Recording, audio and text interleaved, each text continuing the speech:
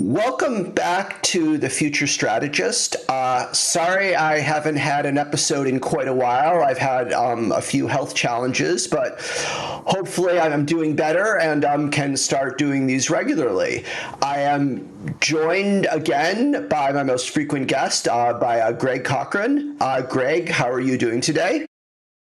Pretty good. Excellent. Well, Greg is very excited to talk about a recent news story. You've told me before this is just of extraordinarily high importance. Greg, what were you discussing? Well, I will add one caveat. If it turns out to be right, but that we could apply that to virtually everything. Okay, the story is it looks as if they have found that lithium, and I'm putting my own spin on it, but I believe lithium, it turns out, is a required trace element in the same sense as things like iodine or selenium or various other things which you need small amounts of. And it looks as if a deficiency of lithium looks as if it's important in Alzheimer's disease. So lithium is, of course, one of the elements. And so our bodies can't synthesize it because, that would involve like bombarding neutrons or something.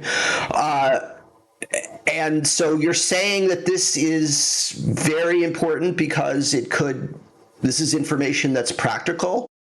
It looks very practical. It looks as if there, to some extent, exact extent, we're probably going to find out, some people are deficient in lithium, and that causes problems.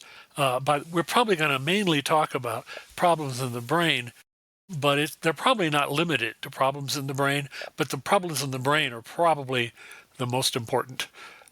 So we are not getting enough lithium, basically. Why is this such a big deal potentially if it's true? Some of us. I'm sure many of us are getting enough. It depends upon things. Ultimately, it depends upon things like geology, how you prepare water for your municipal water systems. Part of it is how much lithium there is in the local tap water. Depends upon your diet, probably, almost certainly.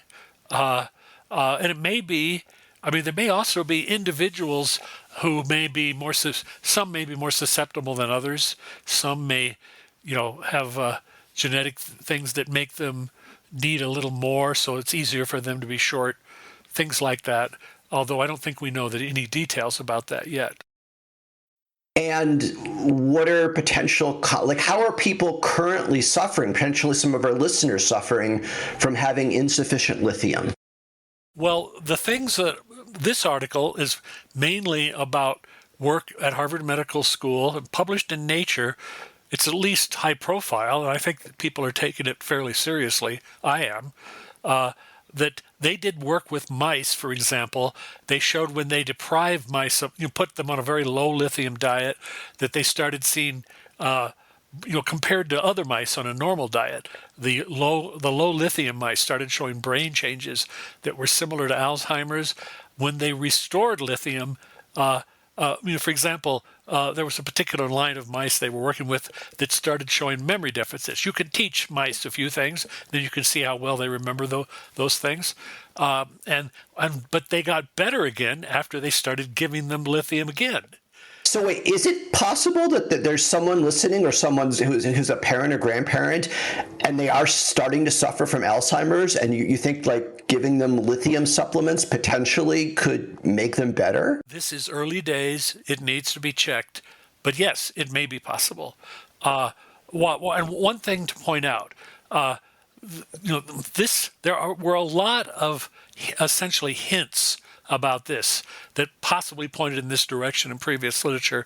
But one of the major ones is that there's a certain kind of mental illness, people who are bipolar, manic depressive, which is fairly commonly treated by lithium compound, usually lithium carbonate. That is not what these people are talking about, different compounds. And the compounds they've looked at seem to be effective at tremendously lower dosages.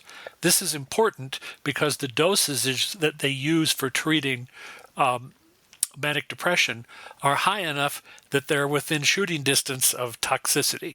In other words, if you are taking, suppose you need more than average of this and you're manic depressive, you start to have some health risks from the amount of lithium. And by the way, look, everything, even things that are useful, there's such a thing as too much.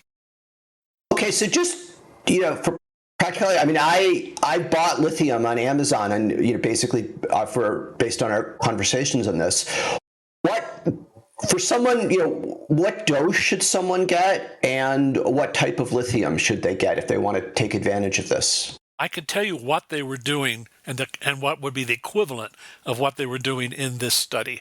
Okay. They're using something which is actually the typical form available in the over-the-counter. It's some salt called lithium orotate. Okay, so that's lithium orotate, which as of a day or two ago you can buy on Amazon. True, and the dosages are very small. They're like 1,000th of the dosages you'd use for an intense case of manic depression. That high dose is one that's verging upon risky high, but we're talking about, this was a dose that basically mimics the normal amount a typical person would probably get, unless they live in a place with very low lithium or something. So a lot of people are getting this naturally. Some people are not. Yes. Getting very much. That's and what would totally true. And let's say someone's unsure whether they're getting it or not, what would be a safe dose for them to go and buy on Amazon? I think that the doses they're talking about, which end up being something like 1 milligram a day, people have taken for a long time, and there have been no known side effects. Okay, and we should stress there could be side effects that no one's found yet, but no one's found them, and some people have taken this for other reasons. For a long time, people had the impression that lithium could improve mood. That was known, at least to some extent, even before they started using this therapy for people with manic depression. So it was thought that lithium, for unknown reasons, improve people's mood. And there were various concoctions people tried. This goes back a long time. Most of it not very careful or scientific, but there has been here's some other relevant work, and I think a couple of arguments why it's relevant. People have done experiments where they deprived certain, basically in lab studies, certain animals of lithium. Not just the ones in this recent report, but people have done it for longer periods and have done it some years ago. So there were a number of studies in which there were earlier studies in which people raised rats with, minimal exposure to lithium, and the rats had health problems, although I haven't read the original paper, so I don't know all of them. I read one more where somebody did this with goats. They had goats with a very low lithium diet, and they tended to have trouble with weight gain, skin problems, and reproductive problems. They were having fewer offspring and so forth. And it may be harder to immediately see whether a goat's not right in the head, but what the point I would like to make is, it looks as if lithium has some metabolic role. I mean, look, we can have a situation where there's something that your body in an evolutionary sense is designed to have some of, and then if you don't have enough of it, there'll be some kind of problems. So I really believe the evolutionary theory of everything. So could you argue that when we evolved, most of our ancestors for the past few million years, they were getting lithium naturally through their diets, and so evolution kind of built some passageways where it's useful, and then now in a modern environment, some of us are not getting any lithium, and that's causing trouble, but we didn't quite know that was a cause? Is that what could be going on here? Possibly, but it's more than a few million years. It's probably more than 100 million years, because if you look and say it's this Rats are not healthy without it. Goats are not healthy without it. Well, you want to go back to the common ancestry of humans and goats, and that was a while ago, like 100 million years. So I would say the likely thing, and by the way, we see many parallel things, like what creatures need iodine for thyroid hormone. Well, as far as I know, it's all mammals. So iodine is a big deal. We've talked about this before, where it was found in the 1950s that not having iodine significantly reduced your IQ. Earlier. This was Earlier.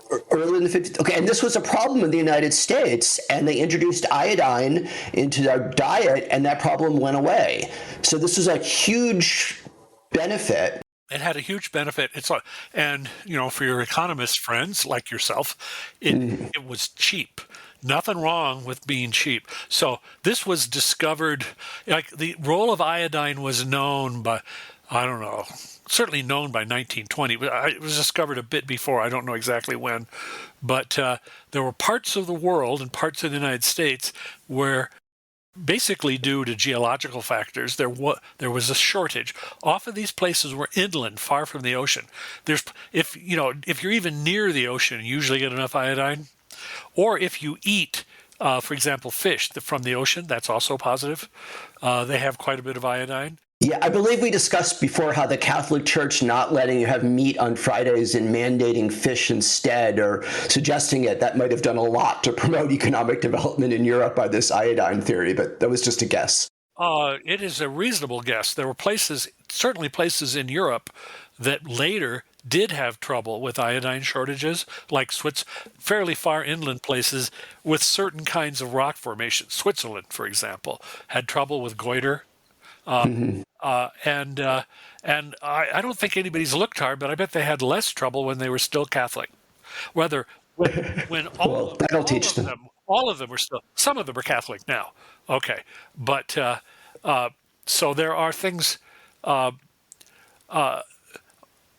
so probably there are, you can, there are different ways of dealing with these things. Some people stumble onto them. I mean, like there are shortages that you were talking about a new situation. Scurvy is what happens when you're short on vitamin C. Now that particular one's a little bit different than these things that involve an element, because humans and primates generally can't make vitamin C, but many other mammals can.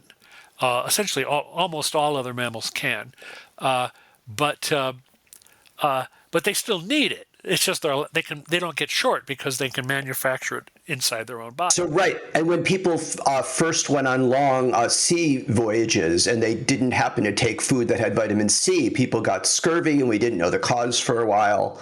And then a long while. And then when we realized what the cause was, we'd like, hey, just take this food, limes.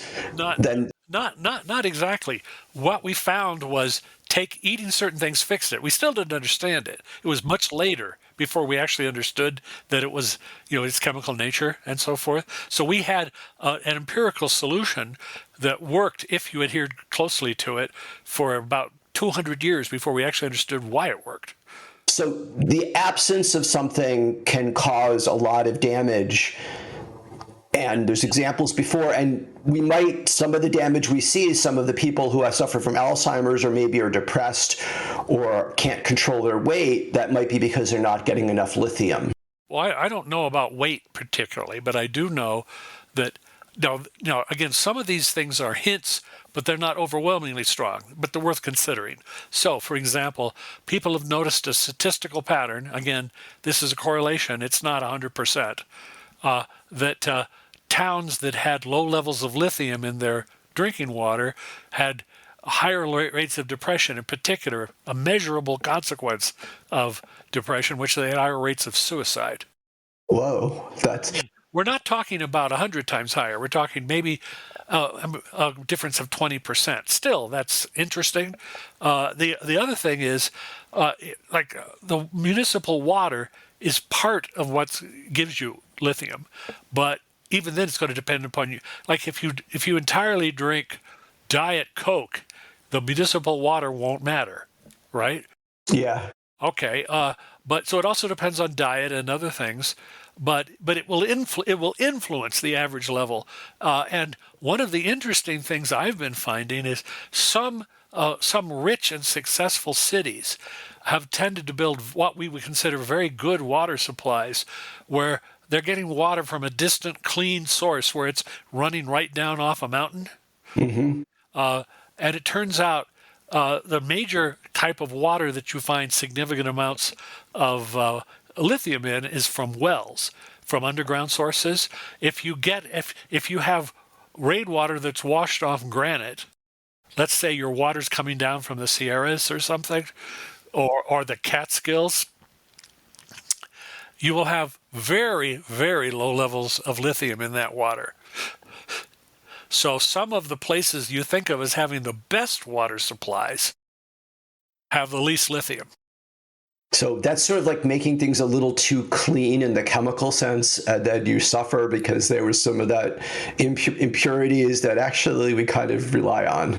Well, I mean, it was also making you less likely to, say get cholera or something. And since nobody knew about any of these risks, and they're certainly not quite as immediate and severe as cholera, I don't think these people were crazy, but, we're all human and we do the best we can. All right, on a really good day with a favorable wind, we do the best we can.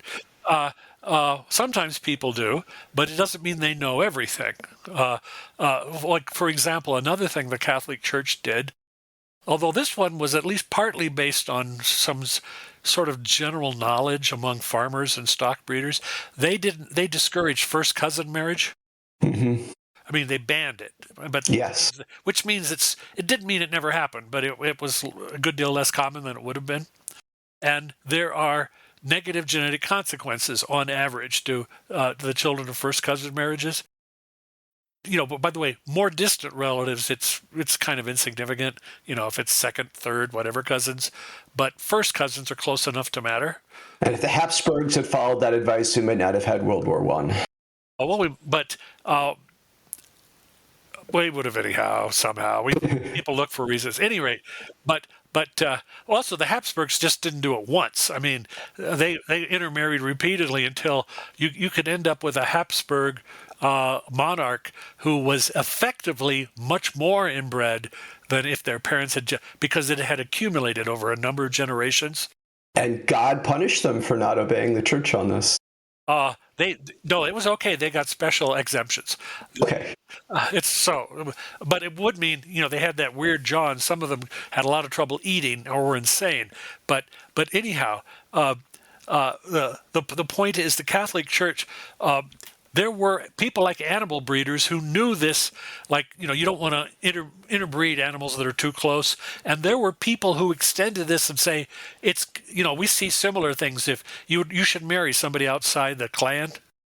There were people who knew this at least 1,200 years ago. I've read comments, but I don't know how much that shaped the Catholic policy. They had other reasons. Their other reasons were they said, we don't want a bunch of closed little groups that are hostile to each other like clans. We want bridges between the groups. We want intermarriage because I think people will basically get along and fight better and fight less if people are interrelated rather than divided into deeply separate groups. Yes. Okay, just returning just to lithium. Yes. I know a lot of people listening. I would, if I was a listener and we hadn't talked to you, and I would say, okay, but there's a lot of medical studies in mice. I mean, this cures cancer in mice, or this causes, this type of cancer. Why should we put a lot of weight on something happening in mice? Really basic metabolic paths don't get invented very often. Basically, if you have a basic metabolic path, like you synthesize a certain hormone, you synthesize a certain muscle protein or something, the paths in mice tend to be, I can think of almost no cases where if it's there in mice, it isn't there in people. And if you have, I can also think of other trace elements that we know better, such as iodine, such as selenium, such as more recently discovered bromine, which is also a necessary trace element, that they're doing something so basic. It's in all mammals. So with like iodine is involved in thyroid hormone. That's for sure. There is an atom of iodine in the thyroid hormone. I'm not sure I know of any other body chemicals for which that's true, but that's an important one. But it is widely shared. So in some of those places in the United States where there was low lithium, typically up around the Upper Great Lakes in the past, you could see goiters on the fish. You don't mean lithium, right? You mean iodine. Iodine. Sorry. Yeah. You could see goiters on the fish in the streams. That's Okay. an Now, example of how widely shared these basic mechanisms are. which of our listeners are at greatest risk for right now being low in lithium, assuming their brains are currently functioning properly, which is why they're listening to us? Really? Okay. Well, that'll be done within an hour after they do listen to us. All right. But I would say, well, we could always take, the tough method, which is get a blood sample and test it. But actually, that is possible, but I don't think I know of no regular assay that people, medically they regularly do this. They could, but I don't think they do yet. It looks like it seems, well, one would be places that can be found to have low levels, geographical places, or also, like we know what the levels in different foods. If you could find a list, and I thought I might prepare one myself and put it somewhere of different foods and how much or how little they had, and also then you would match. Assuming you can honestly say what you actually eat, you might be able to come up with a reasonable guess as whether you're in a high or low class. It may also be that some of these things are more of a problem in older people because virtually everything is. Which may be, in terms of maybe utilization or absorption. We don't know everything about this. What we do know is there's a lot of evidence that people's mood seems to be better, and I should mention a couple of other studies. Like somebody yesterday was asking me, well, if lithium is protected to some extent against Alzheimer's, well, why hadn't anybody noticed it? And I said, well, people have noticed it. So, for example, people who have manic depression and are taking lithium, which is moderately common among people with manic depression, it's a known and carefully used approach. It turns out they seem to have less Alzheimer's, significantly less. Not just than manic depressive people treated with a different drug, significantly less than the general population. And that's like, since most bad things in medicine go together, that's quite informative, right? Yeah, so, there are a couple studies like that people who already were having it for a somewhat different reason, and also a somewhat different form of lithium than these people are talking about. And also, by the way, a lot more. I think what it turns out is lithium carbonate, they used it because that's what they started doing, but it may not be the most effective form of lithium, and they have to make it work, they have to use enough that they're starting to get side effects. The amount that's being discussed in this new article in Nature is literally 1,000 times less, very much less. Okay, and that's really important, because if people are taking 1,000 times as much and their side effects it's not killing them, then probably if you're just taking 1,000th of it, you're not putting yourself at much risk, especially if it's something that lots of people encounter in nature. But some places, I was saying, again, the water supply is not the whole story, but it's part of the story, and it's probably easier to study than individual diets. That is, it's easier to study with existing information. You can just go and say, does this has been measured? What is the amount of lithium in this city's water supply? And then you can look at a large number of cities, and hopefully you will get some information. A pattern will appear, perhaps to some. So, like one city that has like unmeasurably low lithium in the water is San Francisco. Wait, but that would mean higher than normal mental illness in San Francisco. That can't be right. Sorry, you couldn't resist. Well, I figure we may have found the cure for EA. Maybe we could solve the alignment problem. We could get people to stop trying to build a super. That's another. That should go into my favorite topic on this. We can get people to stop compulsively going down not terribly valid lines of thought.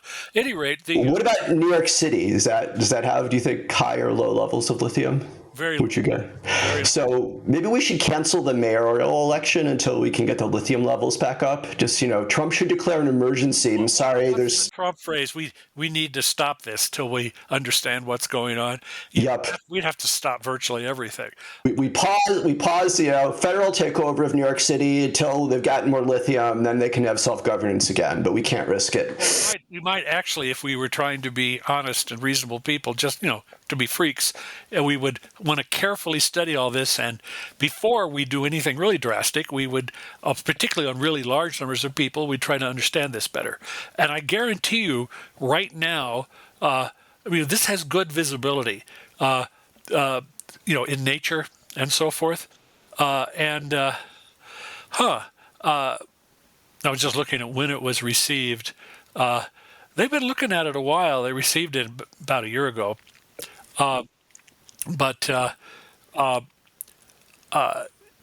This is something that needs to get nailed down. But there is a logical principle. If you can find in any mammal, by the way, I will not count platypus. But okay, I'll give you that one. All right. Sorry. I'll even ignore kangaroos. Okay, but placental mammals, as far as I know, when you find something that is an essential mineral in one, it is an essential mineral, an essential element in all of them. They all need selenium. People need selenium. Sheep need selenium. Probably kangaroos do too, but nobody really cares about kangaroos in the same way. All right, a few of you out there, I know you do. Get working on it. At any rate, but iodine is all mammals, and it extends further than that. As I said, even fish need iodine. Vitamin C, as I said, there are similar arguments for these more complex compounds that are not pure elements. Sometimes, though, although they are necessary in all mammals, only some mammals need them in their diet because others manufacture them themselves. And the point I was making recently was that, as you pointed out, no mammals do nucleosynthesis and manufacture elements from some other elements inside themselves. So, if it can be shown that rats, for example, get sickly if they don't get enough vanadium, it probably means all mammals need a little vanadium. By the way, rats do get sickly if they get really, really low levels of vanadium. Another point is, in a practical point, something being essential does not necessarily mean that it is much of a problem. It depends if you get short on it. So, what if you found, there's actually evidence that another element, which probably all mammals need at least a little bit of to have good, healthy bone growth, is silicon in small amounts. And in principle, that means you could probably have a deficiency of it. But since silicon is the main element of the Earth's crust, I've never heard of anybody who's getting short on it. So why do you think some people are short of lithium? Or why do you think there's a good chance some people are short of lithium? Well, the major sources of lithium in diets tend to be plant foods. Not all plants, but some plants. Apparently legumes have a fair amount. Nuts have a fair amount. Things like grains don't have too much. The point is, and I think this is something that people are going to have to dig into. I hope to look a little at it myself. But the question is, are there diets that people actually choose or, that they're actually experiencing that kind of by bad luck are really low in lithium? It's fair to say that, in hunter-gatherer days, by the way, animal flesh usually doesn't have much lithium in it. Plants are much more likely to be good. Not all. So a carnivore diet is probably not good for getting lithium. I would have to look. I mean, maybe there's an exception, but that's my impression so far. If, but like if you were eating, if you lived in a part of the world that didn't have, terribly unusually low levels, and a fair amount of your diet was plants, you were probably all right.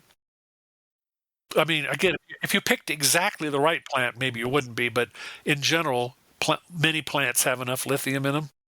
Uh, but if you like, suppose you lived on crackers, bagels, and diet soda,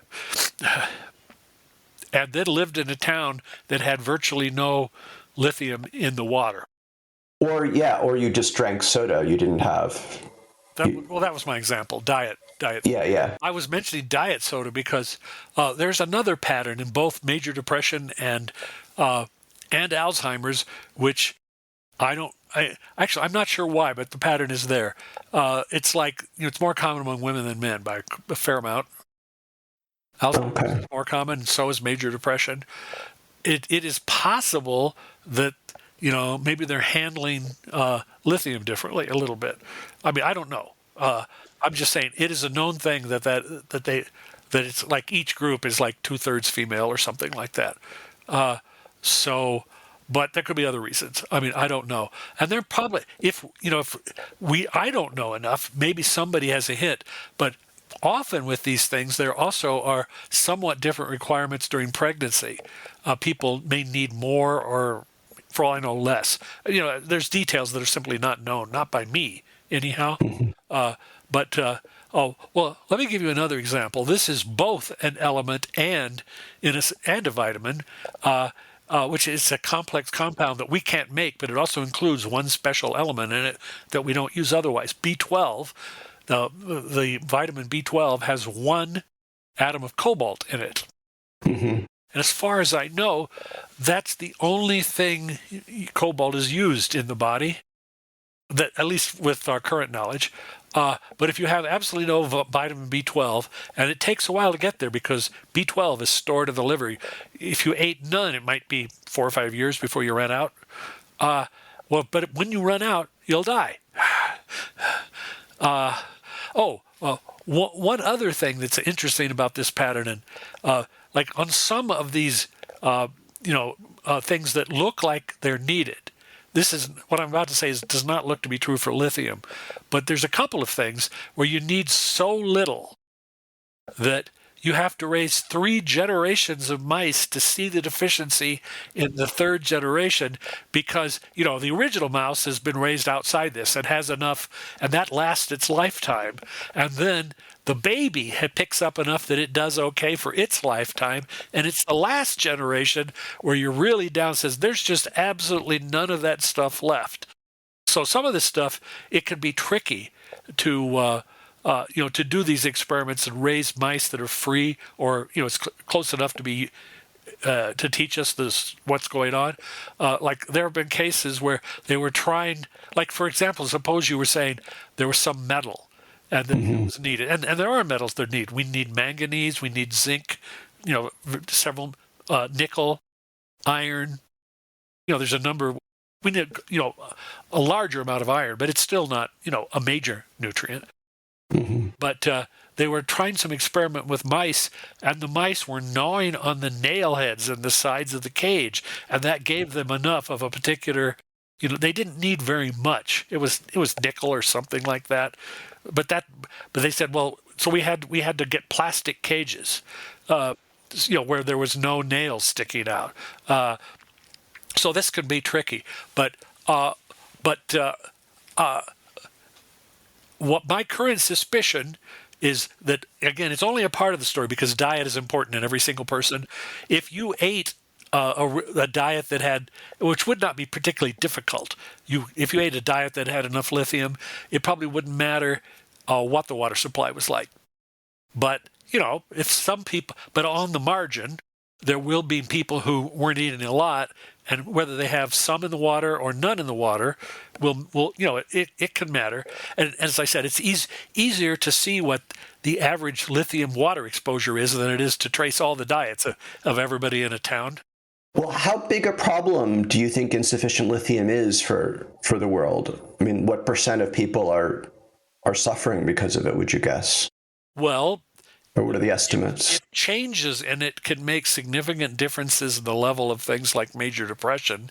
If changes, and by the way, changes in the water supply are also linked to differences in the Alzheimer's risk, and changes, artificial changes like giving you lithium carbonate for a different disease make a very big difference in the Alzheimer's risk. Okay, the point is, if those sorts of changes can, can be induced by the real variation, it probably means that the effect is fairly big. Okay, I mean, if contrary-wise, if the variations that, suppose we knew with absolute certainty that that variations in the water supply's lithium made a small, but we knew the difference exactly. It made 3% difference in your risk. That would mean its total effect is not very large, but So it's bigger than that, though. So basically, if most people were getting enough lithium, then the manic depressives who were getting extra lithium, you wouldn't really notice them having much lower rates of Alzheimer's. So it has to be the baseline rate of insufficiency has to be reasonably high for these. Big enough to notice that the effects of that. Why are people doing better when they have? If everybody had enough, then a few people who had a lot more for some reason you wouldn't notice much of an effect. And by the way, there are undoubtedly some people who happen to eat the right. Well, like here's an example: you can have conditions that make it hard to absorb certain vitamins or minerals, and they can indirectly cause a shortage. So there was a lady who had this condition that normally makes it very hard to absorb B12. Mm-hmm. And they said, wow, we expect her to get sick any day now. But, and then she eventually died at the age of 95 or something. Mm-hmm. And they said, well, what was her secret? She liked pate, which was extremely rich in B12, goose liver, and she ate a jar of it every day. But coincidentally, just because she liked it and was, rich enough to be in circles where you do things like that, and so she never got sick. So, there are other things that can modify. As I said, there could be absorption problems, etc. What's like the delay? Say someone's depressed and they're short of lithium and they start taking a lithium supplement. How long would you expect before things get better? Is it like days, years? I would expect that. I don't really know, but I can tell you what they said, how the mice responded in this experiment. Okay. Okay, so they had some mice that they had deprived of lithium until they were kind of sickly. Okay, I'm just pulling up the article so I can try to get this as accurate as possible. Now, the time it took to get sickly, like when they went to zero, probably unusual in humans, but when they went to zero, it took about 5 weeks for them to start showing negative brain changes. Okay. Okay, so that's one data point. I mean, okay. But the other thing is when they started giving them lithium again to see if it would help, which it did, lithium replacement therapy, that's the section here. One of them, they did two different mouse lines. They looked at a couple of types of mice that are particularly susceptible to Alzheimer's similar changes, which is why we use them to study this. They also use some others that are, like generic lab mice, to see more general things. I believe when they started at least one of these groups, they found it was like 5 months when they started. I mean, there was one of them that was long. I mean, where they did it for longer before they looked, and one of the lines it was 5 months before they looked. Now, does that mean it takes 5 months for anything to happen? All you know is it's no more than 5 months for a noticeable amount of recovery to happen. Was there any? They didn't mention anything about intermediate time points. Mm-hmm. So okay, so it could be much faster than 5 months for the mice. But it can't be in the mice. It's not a lot. It's not slower than 5 months. That's all I can say. And the other which is at least an educational number, is if you go to absolute zero, how long was it before they started showing negative changes? And that was about 5 weeks. I mean, as I said, with these things, it varies. Like with, other deficiency diseases, they vary. With B12, it could be 5 years. Again, because that particular thing we store. Do we store lithium? Nobody knows. But if it takes, let's say, if mice take 5 weeks without it and start showing trouble, the answer is probably they don't. At least mice don't. And in our ancestral environment, we probably would almost always be getting lithium, so there wouldn't really be an evolutionary push for us to store lithium. Is that right? Maybe. I mean, we don't. By the way, one thing that's worth looking at when people talk about the environment of evolutionary adaptation, which is a great simplification of saying, the average situation people used to be in, it might be worth looking to see if various parts of Africa, if there's enough lithium. I think there is, but I don't really know anything about it off the top of my head. I mean, I guarantee if it was zero, I would have heard of it. But I don't think it is. But there might be areas where it was a problem, just as there could. Although to me, it looks like the biggest problems are kind of a thing of modernity. Like if you eat, you don't eat many vegetables, only grains and stuff, and then you drink water that has no lithium in it. By the way, that I don't think that was impossible in the old days, but it was less likely. Like we have cities where we work really carefully to get these pure water sources, and those pure water sources, the way we do it, like they're basically something that's funneling rainwater into the system. Which is, if you're trying to avoid a lot of bad things, that's reasonable. I mean, if you have a rainwater-fed system that comes down through mountains, there's all sorts of things in the past that would have protected you from. I said, like cholera, like dysentery. There's no germs. Well, as far as I know, certainly very few germs in rainwater and so forth. But there's none of certain other things, and perhaps it could be. But by the way, if this is a problem, it's one that'll be real easy to fix. I mean, and there have been, by the way, several articles over the past 20 years or so, in which people who had seen this correlation with things like major depression, and by the way, crime also, that with low lithium, that perhaps people were suggesting putting, small amounts, such the dosage, you have a town that has no lithium in the water, let's make it more like an average town. They weren't talking about doing anything extraordinary. There are some people who suggested, as far as I know, nobody did it. But there have been articles saying maybe we should put a little bit of lithium in the water, because they said, well, because it looks like on average places with more lithium do better on certain things. And there was also this background thought, maybe it's really a necessary trace element. But I said, well, like, for example, I claim that if you find, for example, that element X is a necessary trace element for rats, it almost certainly is for humans too. Now, the experiments to prove it would be more difficult, because when you put people in that plastic cage, they try to get, and then leave them there for 3 generations, they call their lawyer. Well, all the neat experiments we can't run because of stupid ethics boards. It's just not fair. Well, but there's probably a way to solve both those problems. We declare the people who staff those ethics boards, and they have just, without knowing it, volunteered for, serious medical experimentation. But anyway, my point is, the reason is because humans are mammals, and by the way, rats are a little bit better predictor, in principle, than goats. You may ask why. Why?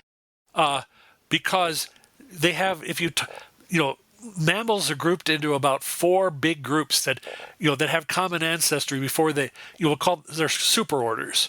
So, within a given superorder, the creatures are more related to each other than they are to creatures in another superorder. So there are 4 big superorders, and primates and rodents are in the same one. So actually, rats and mice, you could have picked worse. Even among mammals, you could pick worse model organisms. Mm-hmm. Now there are 3 other superorders. One of One of them, which is like most of the predators and most of the herbivores, it's very big. It's called Laurasia, and it must have developed somewhere in Europe or Asia. And it has probably the majority of all mammals. Rodents, primates, and a few other things like rabbits are in this other one whose name I can't even pronounce. Uh, the two others, which are probably a little more distant, are there is one which is a lot of things in Africa, which all have a common ancestor. And it's interesting because, see, for a long time, Africa was an island continent, and many niches were filled from this one kind of mammal. And they may look like mammals in another continent, but they're actually more closely related to elephants. So there's a thing that looks just like, very much like a European mole, several species of it in southern Africa, called the golden mole. It digs, it's almost blind, it has strong little paws. It looks a lot like a mole, but it's more closely related actually to an elephant. So that's Afrotheria. And then there's another one in South America, which is anteaters and armadillos and sloths. So it is a good thing that we do not use elephants as a research animal, because for two reasons, which I will leave to the alert listener to figure out what those two reasons are. The but so as things go, rats aren't a horrible. I mean, it doesn't mean it is true. For example, when you try a treatment and it works on rats, it doesn't necessarily work on humans. And by the way, sometimes undoubtedly the other way around. But if you're talking about basic shared metabolic paths, Just what is a metabolic pathway? I've heard that term a lot, but how would you define it? I mean, you have a set of enzymes and stuff that say, like you might have a molecule that transports a particular chemical to where you need it. It sort of grabs it and pulls it into the cell. You have another one that does this step of this process. Another does another step on top of that. So there's a series of steps producing more, with some final product that has some useful function. Or you might say you can also have, really basic things like, here, we take sugar, we take oxygen, we combine them, and we produce a chemical that has stored energy, which we can use for many things. ATP, that's a lot of these things are, most of the changes you see between like a bat and an elephant are not in the very basic metabolism. I mean, like even trees share a lot of metabolic paths with people. I mean, trees also break down sugar with oxygen and do stuff with it. They just make their own sugar. Like when people will say, you have 40% genes overlap with, a potato or something. Well, that's kind of true. Now, it's a lot higher and in much more detail with, let's say, a chip or something. But there it might be, 96% or something like that. But at any rate, so these basic things tend to be shared. And if we're talking about other vitamins and things, as I said, even if a vitamin even if a given mammal does not need something in its diet, it still uses that we would consider a vitamin. It still uses that chemical. It just makes it itself. But most of the time, if we need it in our diet, they do too. And of course, some of them are kind of edge cases. Like vitamin D, we have two ways of making it. We make vitamin D by sunlight hitting your skin, which is actually kind of an odd way. I don't know anything else we make that way. It's as if we were plants or something, or I should say, is as if we were vegetables, which would at least apply to some people. At any rate, but we also can get it in our food. You can have vitamin D enriched milk and so forth, and for example, that has always been important because babies would be getting a lot of their vitamin D from their mother, most likely in the milk.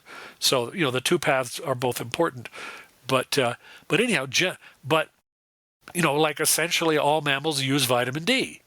I mean, again, these really basic metabolic players, they're virtually always shared. So if we find that like to get good bone growth, you need at least a little tiny bit of silicon, which appears to be the case with rats.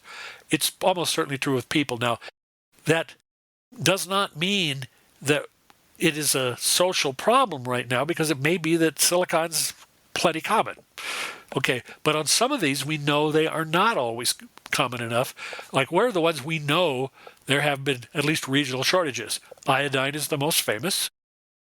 And what did we do once we understood it? As you said earlier, we solved it. See, this is, like, I have no doubt, like, what if we found that, which seems possible, not proven, but possible, that at least a significant fraction of depression cases were in part, in a useful part, if we twiddled this knob, things would get better, driven by like a shortage of lithium. A lot of people would say, well, isn't that a reductionist approach? And to which I'd say, it damn well is. And and that's why we love them. We love reductionist approaches because they work sometimes. I mean, they don't always work. No, we have to solve all oppression before we get rid of depression. That's just not. Well, they're just oppressing people because they're depressed. Yeah, so lithium is cheap in low dosage, is probably safe. Although, again, this isn't, for legal reasons, I'm saying this isn't a medical advice show. So this is more like a research advice show, I would. Okay, yes, research advice. Is that a fair statement? I suppose. So if we find out this is a problem, we have some solid evidence that it is, we could do a lot of good. And of course, I imagine depression is a spectrum. So if there's some people very depressed because they don't have lithium, maybe you just be a little bit happier if you got an adequate dose, which is a good thing. Maybe you'd be reasonably close to normal. I mean, it depends. Like this one picture I have in my mind involves somebody living in a big city with a rainwater water system, essentially, and has zero lithium in the water, and as an individual, and maybe part of a cultural pattern, some people have just stumbled upon diets that happen to be very low in it. And like one of those things which would make it even worse, which might even happen in a town that did have lithium in the water, is because apparently, a soda pop, canned drinks basically don't have any lithium in them. Except for a few mineral waters that probably have a lot, but generally they don't. Like a Coke probably doesn't have any lithium in it. Doesn't even have cocaine in it anymore. So I'm imagining people who are like constantly tied to diet and are drinking diet, and they're not probably, all the green things their mother used to make, well, they're now out independent in the world in a job somewhere, and they're not doing that. And also there may be individual variation in how quickly this gives you trouble or at what level. I mean, there always is some, right? And so we have some people living in places like San Francisco and New York who are kind of by the way, I have not yet seen any signs that this sort of stuff matters for schizophrenia. It seems more depression. So we'd have a lot of people who were maybe depressed for no obvious reason. By the way, are we saying there could be any other cause? No, we're not. But if this is part of the story, it's worth understanding. But also, if it turns out to be true, it's something that it has a natural handle attached. I mean, like if I found that, here's an example. We know there are heritable factors that influence significantly your susceptibility to tuberculosis, which is one, like if in a given environment you catch it, your identical twin is more likely to catch it than your non-identical twin, okay, even if the environment is otherwise similar. So the hereditary factors are important. Now, next, what do you do with that information? The answer is, well, in the short run, it's not really easy to do anything. Here's one other piece of information. Even with that, no matter what your genetics are, if you don't have any tuberculosis bacterium, you won't get tuberculosis. So if we look at this other part of the story, which is the part that we can control, maybe it's actually more useful to know things about that. So imagine that depression, again, we don't know this for sure, but there are many hints that point in this direction, that at least some of depression is caused by, very reductionist thing like a shortage of a particular element. a deficiency disease, okay? And let's suppose there are other things. I mean, by the way, there's bound to be hereditary factors, because there always are, because there's hereditary variation in everything. What if it's other things like your boyfriend just dumped you and had laughed while he did it? Okay, that's depressing.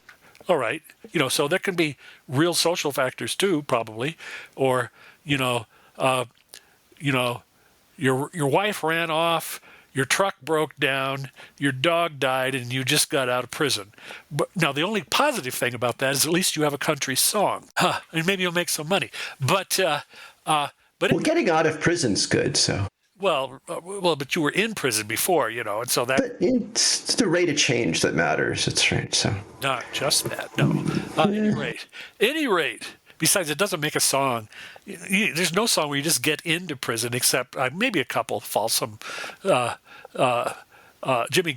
A couple of people have made those songs, but there's fewer of them. At any rate, my point is that if part of it is something that we can fix for a nickel, and with essentially no bad side effects, that'd be good. yeah. So why don't you say again exactly the type of lithium and the dose in case someone wants to, look at medical research or something? Well, I would also suggest go find that article is open to the public on Nature. Okay. I will mention its title. Mm-hmm. I'm just getting back. Lithium deficiency and the onset of Alzheimer's disease. So, my general point that they're really seriously talking about a link here. Okay, this is not just me reading between the lines. Now, when I say I think this is a general principle that if you have a given element that is necessary for good health in one mammal, it's very likely in all the other mammals. Now, that is my argument, but Here they're talking about one particular example, lithium, people, and Alzheimer's. Although they mention the other things a little bit, like what is again the type of lithium though that if people are interested? They use a particular chemical called lithium orotate. I will spell it just a second. Okay. OROTATE. And they have a reason for using that. They think that the other lithium compounds were getting chemically attached to the amyloid and sort of getting pulled out of circulation. This one does not. Okay, and you think, was it 1 milligram a day is a reasonable human dose for someone who might be short and not manic depressive? I think that's kind of similar to scaled for the weight of a mouse compared to a human, that you'd have similar similar body per milliliter or whatever dose if you had 1 millimeter, similar to what they were doing and some of this they're using just to see, can we prevent things with NICE. They weren't trying to recover or get over something, just sort of giving them and that amount is not spectacular, is not really high compared to probably the average that people get out of normal sources, but it's higher than some people who happen to get, by a combination of factors, get almost none. Let's say it's raising you up to something like average. Okay, and for legal reasons, again, I would say consult with a doctor. I consulted with my ChatGPT account, told it my medical history. Well, it knows all my medical history, so I'm like, is there any reason I shouldn't take 1 milligram of lithium a day? And it's like, no. So well, you can consult with me too, and I'd say there was a symbol that I invented, and it looks like an infinity symbol, but the two little open areas on each end have a dollar sign in them, and it means more research is needed. Yes, but that's beyond the ability of almost all of our listeners. So, unfortunately, and I think this is very interesting. It makes sense. It fits with a lot of pieces of evidence that we have. Probably more work is needed, but part of the reason it looks so promising is because it would be so easy and so low risk. Mm-hmm. As far as I can tell, I don't see any risk at all from using these tiny. If you're using tiny doses, the average person is already getting.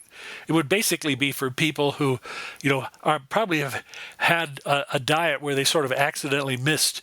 As I said, since nobody was thinking about this, it's sort of an accident if you don't have enough. And you could say, well, I had a crummy diet, but I took vitamin pills. Well, vitamin pills don't have lithium in them, at least not yet. Perhaps someday they will. Yeah, that's something to add. But and of course, we're not sure that like pushing, there could be some people who getting a little bit more could do harm. We don't really know. It seems unlikely, but we can't rule that out. Say that people have been at least occasionally taking these supplements for 40 years and nobody's ever reported any. So, but again, these are very low, the supplements with very, by the way, if you take the whole bottle, it adds up to a lot. I know that's a mystery, but I heard of one case where this woman thought she had manic depressive. Apparently not. She was just crazy in some other way, but she couldn't get a prescription for the normal lithium carbonate that is, fairly often given to people with manic depression. So she got these. So she took like a couple of hundred of these small pills, and that put her up into the total range, similar to if she was taking the lithium carbonate prescription. So she just took hundreds of, took a year's worth or something of these pills, and then they checked her out and they said, well, it's a miracle you didn't get into trouble. I mean, apparently she didn't, but she could have if you start taking, essentially unlimited amounts of this. And they also said, you're nuts, but not the way you think.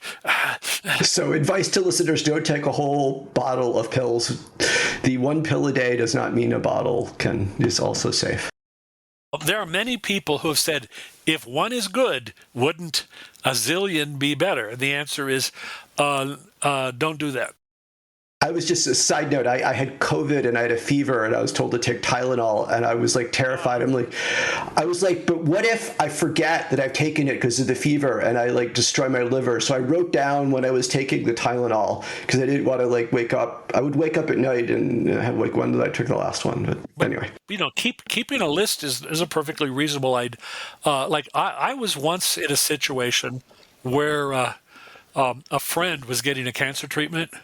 And they had something where they said, well, you should get a friend come to help you do it. And I said, that's interesting because they don't have nurses or anything up at Fred Hutchinson. Anyhow, so I went over there and what he was doing is they were giving him a treatment. He had lymphoma.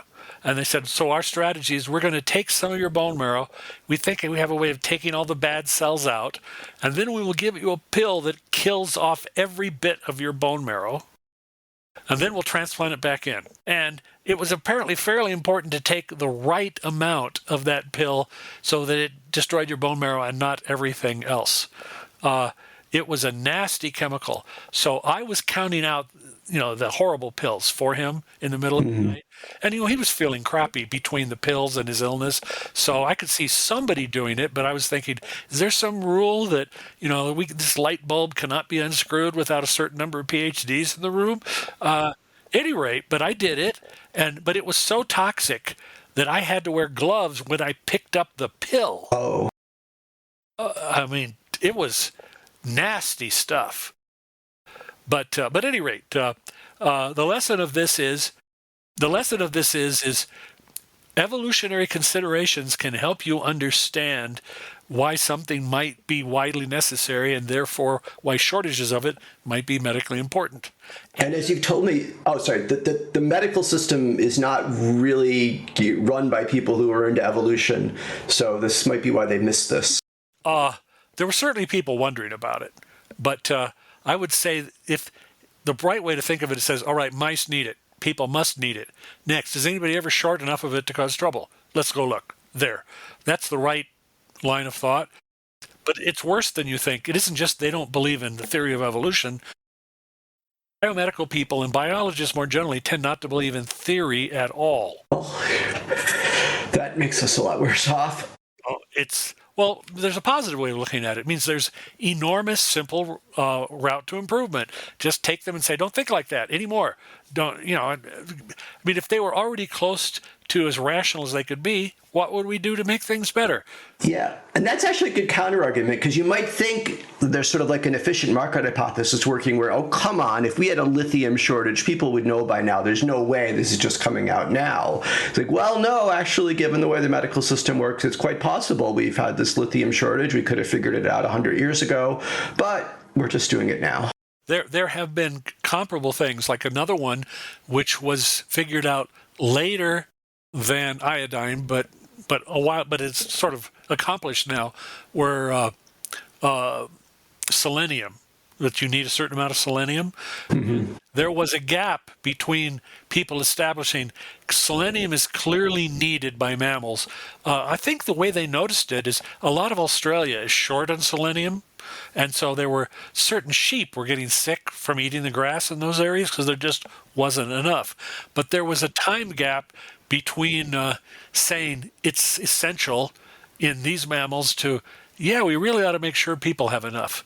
Oh, by the way, there is another path that has occasionally been informative. Now and then you have some very sick person who can't eat, and they give them what, and I'm sure I'm going to mispronounce that, parenteral nutrition. You put something into their veins that has all the nutrients they need while they're hopefully getting better from this problem, because they can't eat right now. Now, one of the things this has done is inadvertently we have found out what certain short-term necessary things are, because when we didn't put them in the mix, those people on that kind of nutrition were getting sick. Now, we've gotten better and better and better at it. I mean, which is not to say we're perfect, but certainly people can use this path and then get well. But by people doing it, they found, oh, we should have added a little bit of this. We should have added a little bit of that, because that, all of your nutrition was coming in from this needle. Mm-hmm. And so it's everything that is necessary must be there. Now, of course, it also depends on the time scale. If you said, well, it takes 5 years to run out, well, you'll probably be out of the hospital one way or the other before then, okay? But if it takes 6 weeks, you better have it there. So people have learned about some of the required things that are required in small amounts from studying problems. And they have been, improving the situation, reducing those problems as they learn. We need to add a little bit of this, a little bit of that. We need to add some, I'm sure at one point they didn't put in zinc, but there are certain proteins that need zinc. Zinc finger proteins, for example. So, I have some other ideas for things that may turn out to be necessary, but that is, as I said, that doesn't automatically mean that they're medically important, because what if it's just very seldom short, for example, as I said, like probably hard to get short in silicon. Although who knows, maybe there's some way. Of course, another way is sometimes people have a specific problem with absorbing something or other, so they could be, surrounded by it. They might still have a problem. But anyhow, the things that look to be most important are A, you really need it, and B, there's at least some parts of the world where, or also sometimes in new circumstances, like scurvy. Scurvy was not seen very often before we started having these long sailing voyages. I won't say zero, but the doctors didn't really recognize it. They said, I think the only place where people think they might have had occasional scurvy before long ocean voyages was during a siege of a town. Yeah. Where you just run out of things, you can't get anything more outside. But even then, it takes some time to show up. So it depends. Now, if you say, only recently did we have places where people are eating more processed foods, very few vegetables, they're not drinking well water. Maybe, the combination of all these things, it may be fairly recent to be very common, that is. In some sense, some of it's geographical. Like in Albuquerque, we probably have at least 30 times more lithium in the water than there is in San Francisco. Because a lot of the water in Albuquerque comes from a deep aquifer that happens to have the right rocks for that. This is nobody's plan. It just it happens this way sometimes, and so to the extent that a shortage in tap water would give you trouble. Albuquerque, look, we have plenty of problems, but we don't have that one. Okay. I think one of the reasons this is such good news is that when you go to the doctor, you don't want to hear everything's fine. You want to hear you're in good shape, but you'd be even in better shape if you did this one extra easy thing. Well, And that's kind of what could be the case. If you were thinking, there's a discipline in engineering where you're saying, I know how something varies and I want to know what are the right inputs to make it behave the way I want. They call it control theory. Well, the point is there are things you can measure that you can't do anything about, and there's others that you can. And the second category is a whole lot more interesting to work on. And here, this is one like knowledge is good, as was said in Animal House, but knowledge that lets you go and immediately and easily fix the problem is even better. Yes. So let's actually hope that a lot of our current medical problems are caused by a shortage of lithium, and hope that new research uncovers this. Certainly not everything, but perhaps a significant bite of something. Alzheimer's and depression are huge deals. So they are significant. And also, you end up with just I have strange pictures in mind. I'm trying to imagine an America that's a little less crazy. I said, I don't know. I don't know if I'd be comfortable in a place like that.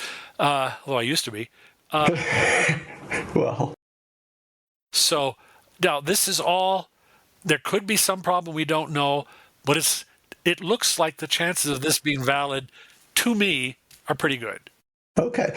Well, that's all excellent. Why don't we wrap this up? I'm afraid this is a new method of recording, so in case I screwed up, I don't want us to go too long, so in case it gets lost or that's fine. The audio is. But this is very, very good news, hopefully, so all about lithium, not just for batteries. Not just for hydrogen bombs. Yeah, it has a lot of uses. Batteries, hydrogen bombs, and curing Alzheimer's or preventing it. All right, well, I'll talk to you later, Greg. I hope everything's going well. Bye-bye. Bye.